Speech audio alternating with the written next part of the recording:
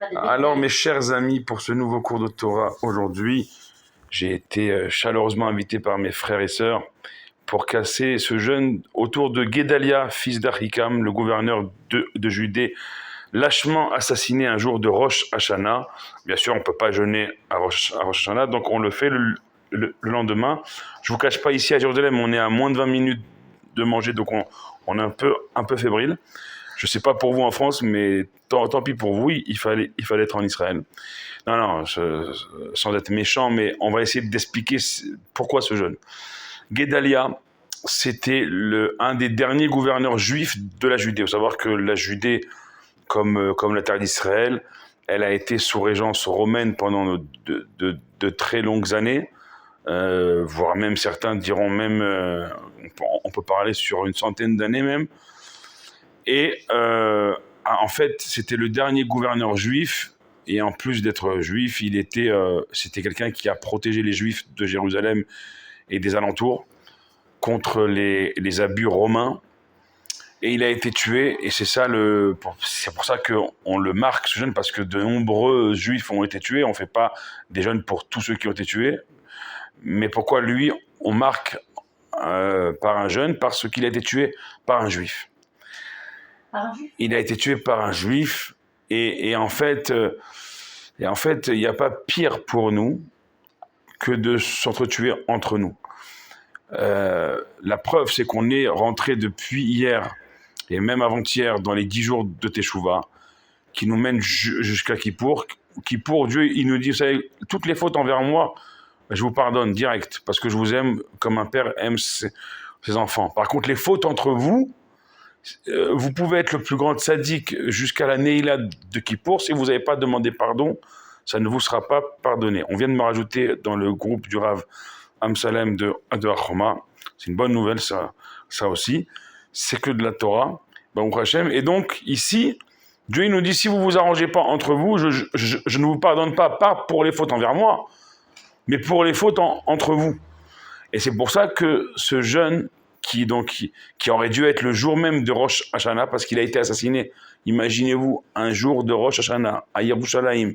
On parle de l'époque du Temple, on parle d'une époque incroyable. On pourrait se dire, mais ça ne viendrait pas à l'idée de s'entretuer entre nous. Et pourtant, aujourd'hui, on est en Eretz Israël, on a toute la Torah, on se rajoute mutuellement dans des groupes de cours de Torah. C'est pas les cours qui manquent, surtout ici en Israël, surtout ici à Jérusalem. Et on pourrait se dire, comme à l'époque de Guédalia, on a tout pour ne pas s'entretuer et pour au contraire être unis. On a eu, ça c'est dans le bien, mais dans le mal, on a eu le 7 octobre, ça va faire bientôt 2 ans, à Simchat Torah, et on pensait qu'après le 7 octobre, on se réunirait, on se rassemblerait. Ça a duré un temps, et on voit que les divisions sont revenues. Donc ici, c'est quoi la leçon pour nous de ce jeûne de Guédalia aujourd'hui, qui est sur le point de se terminer? C'est attention, vous êtes entre Rosh Hashanah et Yom Kippour. Ne pensez pas un seul instant à l'extrême que vous êtes Moshe Rabbeinu et à l'autre extrême que vous êtes pourri, perdu. Non, il y a un juste milieu.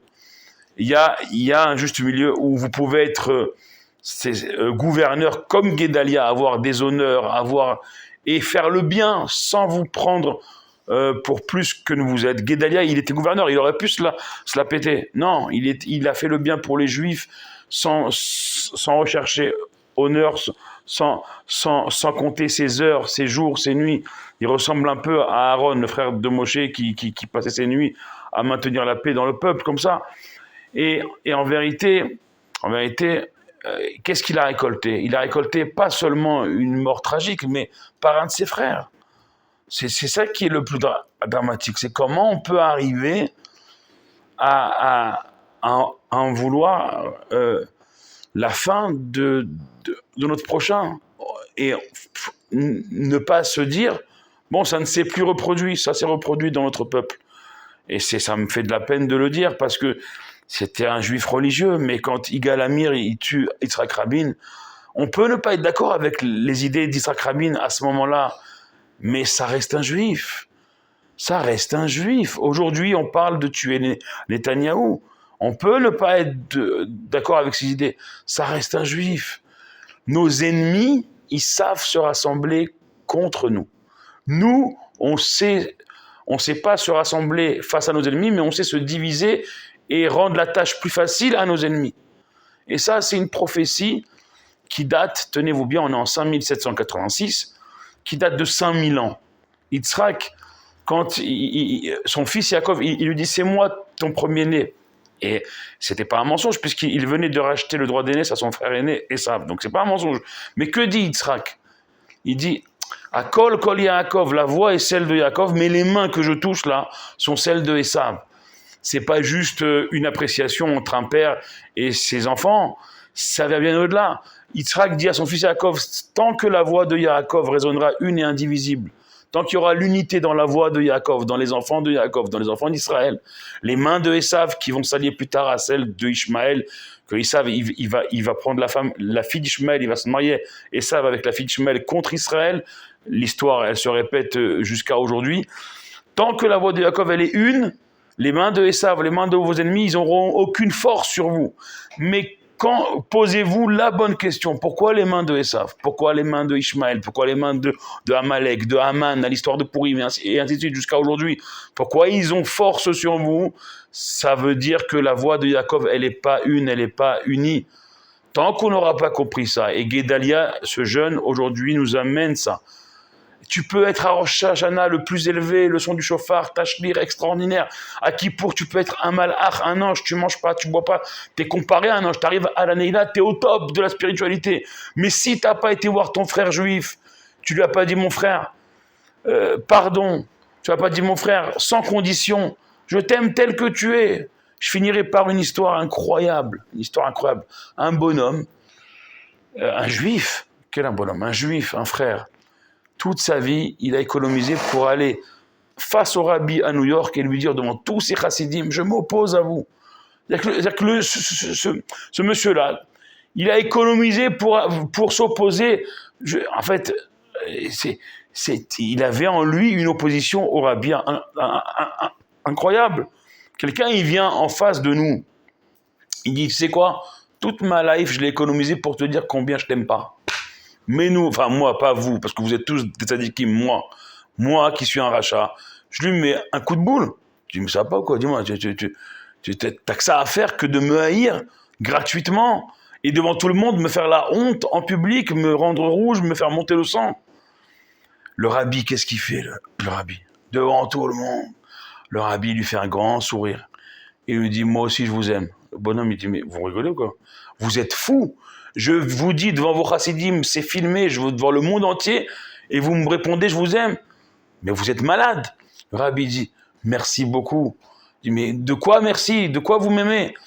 Il dit, vous m'avez donné la force d'en faire plus. Mais vous êtes fous. Quoi en faire plus? Je vous dis que je suis en train d'ameuter un max de monde contre vous, et ça vous donne de la force en plus. Le rabbi dit oui. Il dit, là où est la difficulté et la vérité? Là où est la facilité et le mensonge. Si j'avais que des gens qui m'aimaient, je saurais que je suis dans le mensonge. On parle du rabbi de Lubavitch, on ne parle pas d'un petit rigolo comme Avner Azoulay, votre serviteur. On parle du rabbi. Je dis, si c'était facile, si tout le monde m'aimait, je saurais que je suis dans l'erreur. Mais grâce à vous, mon frère, le rabbi, il appelle le bonhomme mon frère. C'est-à-dire que le rabbi, et à la fin de cette discussion, il va l'appeler même mon fils. C'est-à-dire que l'amour du rabbi, face à cette opposition, elle va grandir. Et ce monsieur raconte que l'amour du rabbi, malgré la haine, malgré ça lui a fait changer d'avis sur le rabbi, et qu'en vérité, il est devenu l'un des plus fervents. Pourquoi? Parce que le rabbi, il te dit, tu t'opposes à moi. C'est extraordinaire. C'est-à-dire que même l'opposition, même la haine, le rabbi la retourne en Ahavat Israël. Et c'est ça, Guédalia, qu'on fait le jeûne aujourd'hui. C'est ça qui doit nous guider tout au long de cette semaine jusqu'à Kippour.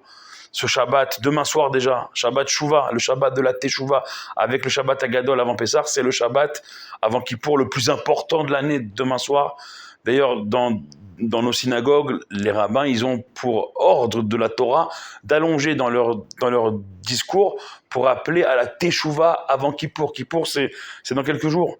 Demain soir, c'est déjà Shabbat Shuvah. Paracha Vayelech Moshe. Demain soir et samedi, on quitte Moshe dans la Torah. Moshe quitte le Ham Israël. Vayelech Moshe, c'est très dur.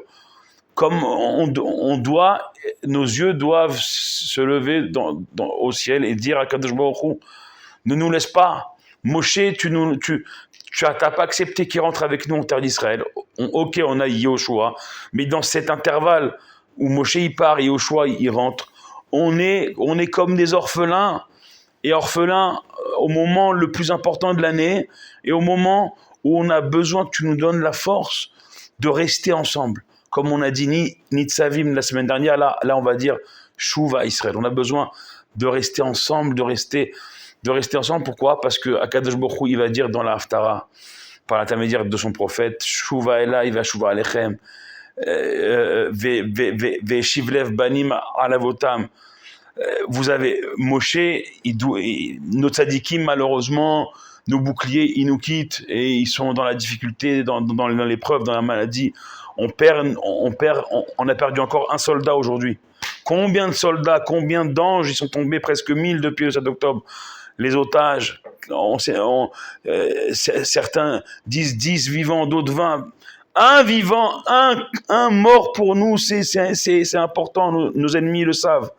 Si on veut vaincre nos ennemis, que avant ce Simchat Torah, on puisse retrouver nos otages, nos soldats, ce sera par l'unité, ce sera parce qu'on aura compris pourquoi on aura jeûné aujourd'hui au jeûne de Guédalia. C'est ce qu'on va se souhaiter en cette veille de Shabbat, Parashat Shuvah, que vous ayez un Shabbat, Shuvah Shalom, un Shabbat de retour sincère à Dieu, dans la paix, dans la bracha, dans la simcha, et qu'on puisse se retrouver déjà ce soir, maintenant même, dans la cour du 3e Beth Amikdash, tous ensemble avec tous nos morts qui vont se relever à Triat Hametim, à la résurrection des morts, pour ne plus jamais les quitter. Amen. Baruch Adonai Leolam. Amen ve Amen.